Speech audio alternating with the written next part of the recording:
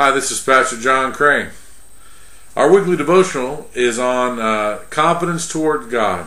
And we're reading out of Hebrews 10:35, and it reads, "Therefore don't cast away your confidence, which hath great reward.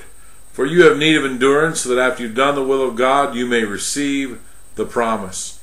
You know, if we're going to walk by faith and access all that God has for our life, we can't afford to cast away our confidence. You know, the word confidence means to have full assurance. It means to freedom from doubt and a trusting relationship. So confidence is really trust in action. You know, the enemy knows if we begin to have confidence in God that we're no longer going to live double-minded. He also knows that we're going to trust God rather than doubt Him.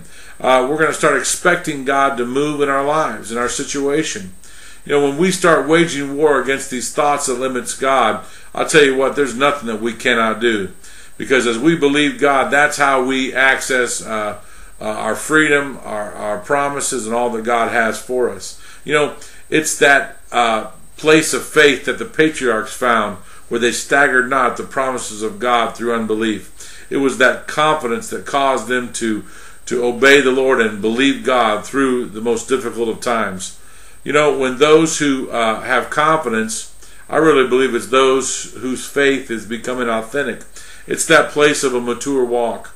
And you know, when you have confidence towards God, you can believe God through whatever you're facing. But when you cast away your confidence, you begin to spiral in fear, and you begin to spiral in unbelief. And like Peter, you begin to lose ground. You know, Peter had confidence toward God, and he stepped out of the boat and walked on water. But when he lost his confidence in God, the very things that he was walking on began to consume him. And so that's what happens. When we cast away our confidence, we lose ground. We begin to lean on our own understanding again, rather than trusting God and getting to the other side of a situation, of a trial, of a crisis. And that's why it's so important that we do not cast away our confidence, because there is great reward. And that reward is that we get to walk in all of the promises of God. We get to access all of the good things that God has for us. You know, I began to think about this, and I began to think about the Apostle Paul and how here he was shipwrecked. When he was in the storm, he told everyone on the ship that no one would lose their life. And now they're shipwrecked, and they're on this island, and they're cold. And so Paul goes out and gets some sticks to make a fire. And as he's gathering sticks, it says a viper, a poisonous viper, bit him. And the islanders saw this, and they began to predict how he was going to die. They began to predict why this happened to him. And while this was going on, confidence rose up in Paul, and he shook the viper off in the fire. And none of those things happened to him.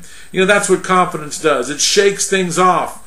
It causes you to rise above the things that the enemy sent to distract you and to discourage you. You shake it off because you believe God too much to let it stop you.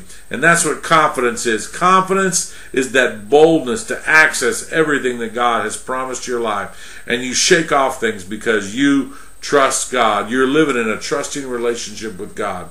You know, I ask that we all begin to really pray and get our confidence level up. Begin to get our confidence up in God. Begin to believe God, and watch what will happen this year in your life. Don't cast away your confidence, because there's great reward from the Lord.